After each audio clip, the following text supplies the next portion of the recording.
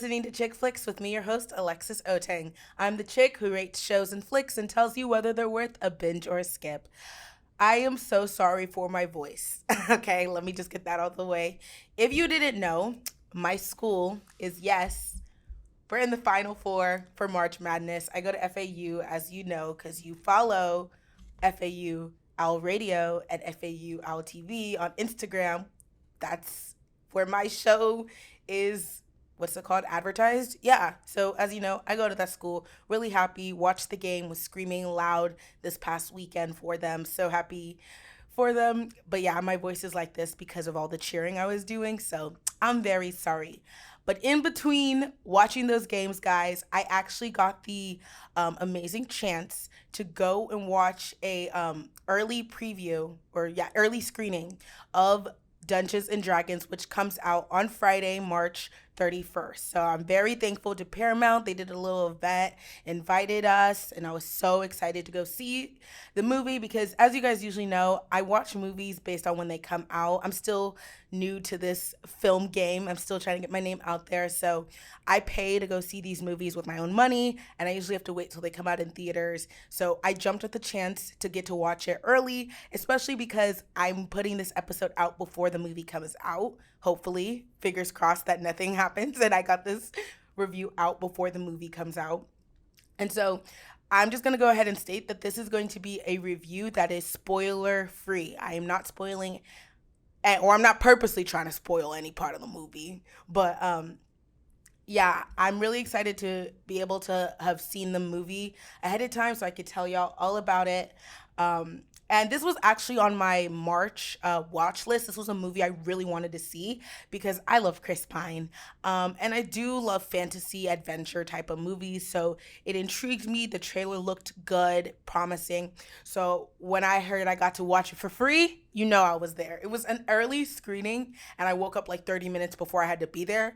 So I was like, nah, I'm not paying. I mean, I would pay $13 to see it, definitely. But why would I do that when I have the opportunity to see it free? So I hustled my butt out of my room and went to go see this movie. And now we're going to talk about what I liked, what I didn't like. Should y'all go see it?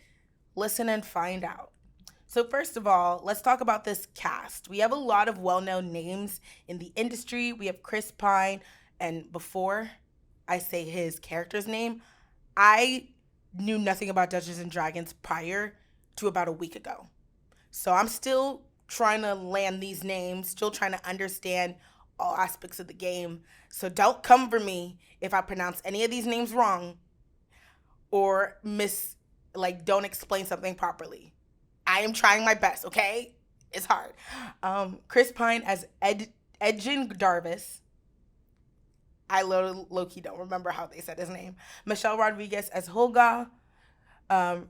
Vijay Jean-Page as Zank Yendar, Justice Jesse Smith as Simon, Sophia Lillis as Doric, Hugh Grant as Forge, Chloe Coleman as Darvis, and those are some of the biggest names. And obviously, we know Chris Pine from a multitude of movies. He was just in Don't Worry, Darling, that came out last year. And then we have Michelle Rodriguez. We know her from the Fast and Furious franchise, Vijay Jean-Page, Bridgerton, which is so sad that he's no longer a part of it. He would have been I would love to see how his character continues to evolve throughout the series, but we're not here to talk about that. But yeah, I was really excited for this film, especially when I saw the cast, but I was worried because I thought it would fall into, there's two things I was worried about. One, there is a curse on movies that are based off of games, video games and board games, okay? A lot of times, writers and these studios have these video games. I'll just use those for examples that already have a plot, characters. Everything has been thought out to the end. It's a complete series. You literally just need to take that and translate it, which is a bit hard. I'm going to give them credit. It's hard to take what is like 9 hours of a video game, of story gameplay, and put it into a 2 hour and 30-minute movie. It's hard. There's some things that are going to have to be cut. But you already have everything like mapped out. You just have to pick the most important parts to keep and compress it a bit. Even with all of that handed to them, they still make very bad movies. They do bad casting choices. They just flop. I think the last movie that was good, like this good, I'm gonna do this, was Uncharted. Because I thought Uncharted as a film, if it wasn't connected to the Uncharted series, I thought it was good. But because it was trying to be the Uncharted game series, I thought it fell short in really capturing some of the essence of Nathaniel Drake, of the treasure hunting, of the, being kind of like a con man, like a pirate in a way. There was some things that lacked. So I don't know. In Dungeons and Dragons, it technically doesn't have a main storyline. It's a game, it's a role playing game. You guys create the story. So they were basically only having the characters, classes, the things you could create, the creatures in the world to base it off. And they had to come up with their own unique storyline. So this was a hard task. And I didn't know if they were going to be able to pull it off, especially because my second concern is with these fantasy action genre movies, they rely so much on the action and like that type of Marvel-esque comedy that's like they go for the obvious jokes and it just falls short every single time. I was worried that's what they were going to do. Rely too much on CGI and action and have those like funny comedy moments, throw together a movie and think that was going to pass. And that's what I was worried. And did it fall to that? I don't think so. I think they did a great job. I think like after watching the film, I think they perfectly captured the essence of D&D. It was lighthearted, it was tense, there was action, but the comedy blended effortlessly with the action. And what I really liked what they did is D&D is the type of game where you figure things out as you go. You are pivoting, you're going on a campaign, right? Not everything's going to go your way. Sometimes the plan, the actions you guys want to do, they don't work out in your favor. You roll the dice, it doesn't go well. You have to either pivot, try to do something new, come up with a new plan. Nothing is ever like linear, like it just goes like this. You do this, you go to that, and this happens, and then boom. It's like you try to do this doesn't work. You have to go back here. Now you have to travel over there. Now you have to get this. It's like this little game where you're always constantly moving. It's never linear. And they capture that in this movie. Like the characters, it's not just they need to get this and then this is the plan. It's we're going to do this and then this didn't work out. So let's try this. Oh, but let's revisit here. Also, let's have these two plans go at the same time and hopefully something happens. I honestly didn't know what to expect. Everything was unexpected. What was happening, even the comedic moments, like the first beginning scene, I really thought I knew what was going to happen in that beginning scene. It was this bit of gag as they were waiting for somebody. He's like, I really need this guy to be here for this. I thought it was going to go a totally different way. And the way it did was honestly surprising. And it was funny and it was surprising. And so, what's it called? I liked it because some things worked for the characters, their plans, and some things didn't. But that unpredictability of D&D is evident throughout the plot. And like things never go the way you think, and I loved that. As far as the cast go, their chemistry was amazing. Their scenes as a group showcased how all of them are great at comedy. And even though not a lot of them have been in works that are heavily like comedy based.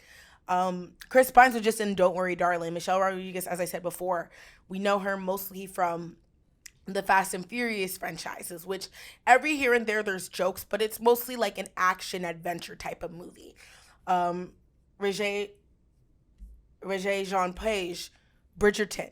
Yeah, there's comedic moments, but it's more of like a romantic drama type of show. So I honestly didn't know. A lot of times with these films where they cast all these big names, it's a dumpster fire. Like, they don't all blend well, but I think they found a great cast of characters who all blended well together. And all the scenes, when it was comedic, it was very funny. When it was serious, it was very serious. They were able to shift tones very well, and I enjoyed it. I didn't find any part awkward or like a joke that kind of didn't land where I was like, yeah, it's a little funny, but it's like a dead giveaway. And so they all know how to just like balance it and do it perfectly, and it made the film enjoyable.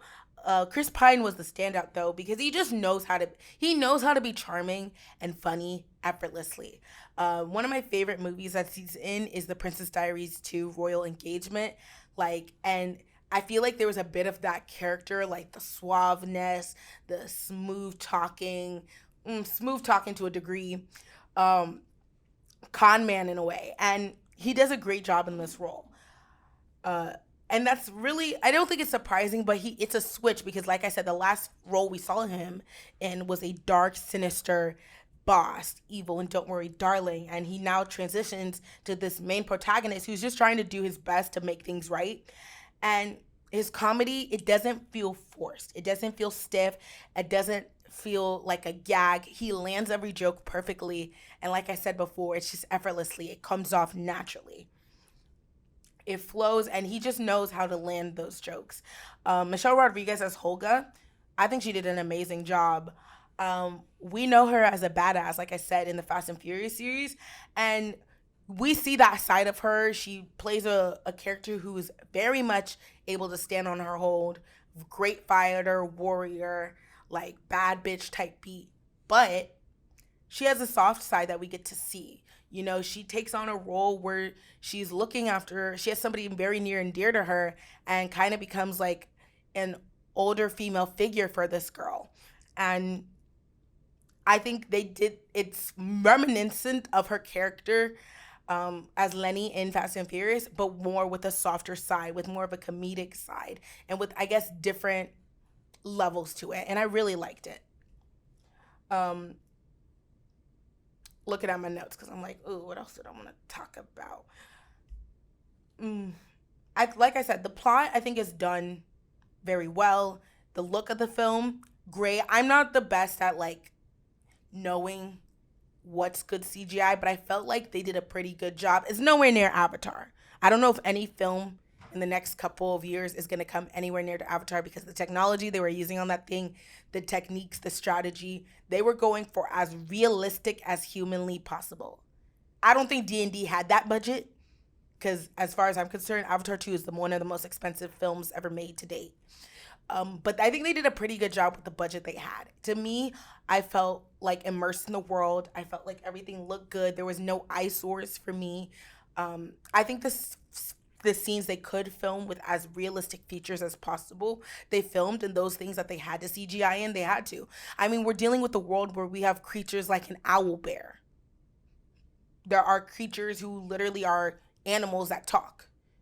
The CGI there's gonna be a lot of CGI done in a mystical fantasy world. But for what it's worth, I think it was done good. I think it looked really nice. And there wasn't anything too off putting for me, at least. Um, and yeah, the plot, like I said before, captures what D&D is about. And I really like how it wasn't just about some mighty main protagonist, a knight in shining armor who came, saved the day, slayed, did all these things with his little side. Every character had an important job and they were all needed in some type of way. It didn't just feel like Chris Pine's character was the one like doing all of the grunt work. In a way, they kind of poke fun at how like most of them are carrying the heavy weight. He's just the guy who convinces them to do these crazy plans. And it works. Like, it's more of an ensemble piece, and I like it. It's a band of misfits and their journey, and they each have to make sacrifices. They each have to challenge themselves, make some change, improve their skills, or just even believe in the cause and that they can do it for it to be successful. And I think that kind of like parallels how in when you're playing D&D, like every single person in your team is just as important as the other. They all have a vital role. There's not just one person who can carry the team because at some point you're going to meet an obstacle that completely makes them useless and you got to rely on your other teammates. And that is something that's shown in this film is like nobody here is kind of like, yeah, there's a leader, but the leader is just there to kind of tell them, let's try this. And then everybody pitches in to make it work. And in the end, it takes all of them coming together for them to even get close to achieving their goal. But yeah, as the pacing, if everything made sense, pacing was well. I thought the pacing was great. I think the plot flowed amazing. I don't know a lot about D&D. I'll tell you this right now. I literally, like I said, I learned it. They did an event at my school that I filmed for my job. And they kind of were doing explaining the game for those who were like beginners to it. kind of grasped it quickly, nothing too hard. I didn't stay for the full event. I just got the footage I needed and dipped. But with that little knowledge I got, I still understood the whole thing. And I feel like even if you didn't, I didn't get a lot of knowledge. I got mostly like how to build a character, like a bit of the worlds, things like that. Going into this movie, if you have no knowledge of D&D, you'll be fine. You don't really need to. If you do though love D&D, I think you will enjoy it as well because one of my coworkers went with me. He likes D&D. He plays a lot. He told me that it was pretty accurate. So don't come for me if you're like, it wasn't accurate, Alexis. Okay, well, he said it was. I don't know about D&D, so I could tell you is with no prior knowledge, really, I enjoyed it. It made sense to me. But I think if you do like D&D, I think you will like this film. I think you will see, they have a lot of Easter eggs apparently for those. I watched some behind the scenes. There's a lot of Easter eggs for those of y'all who do enjoy D&D, who do enjoy playing this game, know a lot about the characters. You have the guides, you have the manuals, you know every single creature. You're going to have a fun time with this film. You're going to see a lot of the Easter eggs. You're going to understand. And yeah, and like some people were like, well, if you like understand Stranger Things, you'll be fine. They didn't, anything in Stranger Things, I didn't see any references to that in this. So it's like two separate things. So if you're thinking, well, I have like Stranger Things knowledge, is that going to help me? I watched Stranger Things. I didn't see any correlations between the characters they're talking about in Stranger Things and the characters we were dealing with, the creatures we're dealing with in this one. So, yeah. If that's all the prior knowledge you have, you're basically going into this with no prior knowledge. So, but you'll still understand the film. You'll like it. Like, at no point was I sitting there being like, what is going on? Like, what is that? How does this work? They explain it in a way that it doesn't even feel like it's expository, that like they're sitting there and explaining things, which I hate when films have to literally spell things out for us. It's like if you can't tell it through the actions, tell it through the plot effortlessly, if you have to sit there and have narration, yeah, I might want to have to go back to the drawing board. It shouldn't feel like I'm watching a how-to guide or manual. It should feel like I'm watching a story. But yeah, overall, is this film ChickFlicks approved? I say yeah. I definitely say if you are thinking about going to see Dungeons and Dragons, you love a good fantasy adventure film, you love, comedy, you like Chris Pine, you'll definitely enjoy this movie. If you love D&D, you definitely should go see this. Like I said, this was something on my watch list that I really wanted to go see. And I honestly, it was a good time. It was fun. At no point did I feel bored or did I feel like, okay, how much longer is there left in this movie? How much longer till I get to go? I at no point in the movie wanted to fall asleep, wanted to, I couldn't even be on my phone because it was an early screening and they're like, no phones allowed. If we see you on your phone, we will ask you to leave. At no point did I even think of reaching for my phone. Because that's how I know I'm kind of getting tired of the movie. No offense to Ant-Man and the Wasp, Quantumanium. But I took a look at my phone a couple of times during it. No shade. But yeah, I think you guys would like this film. So it's definitely ChickFlicks approved. You got to go see it. Final movie in March to finish out, I think, a great month of movies. We had a lot of bangers. We had some movies that did exceptionally well. Some movies that were mid-tier. And then I don't really think there was anything that was too bad. I know I just flamed Ant-Man and the Wasp, but it wasn't that bad. It was pretty good. It was like mid-tier Marvel. But yeah, guys, that's it. Let me do my long-ass outro.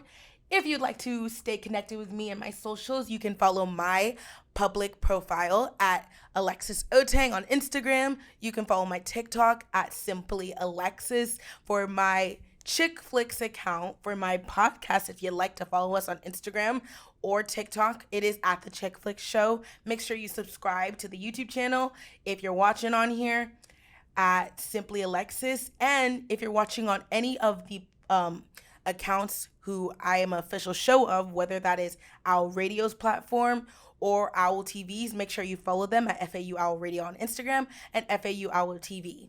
And yeah, guys, that's it. Thank you so much for the love and support. And I look out for next week because I am going to be doing my movies to watch for April. There's a lot of bangers coming out. We're literally getting treated because we're getting back-to-back really good months of movies. You already know the Super Mario Bros. Movie is on my list. I do not care if it's childish of me to go and sit and watch the Super Mario Bros. I want to see Peach be a bad bitch. I want to see them racing on Rainbow Road. I want to see Toad. He's just so cute. And also them making Bowser Jack Black. Chef's kiss. They know they're cooking. I have a good feeling about that film. I have a good feeling. But yeah, guys, that's it. This is Alexis signing off of ChickFlicks. You guys have a good one. See you later.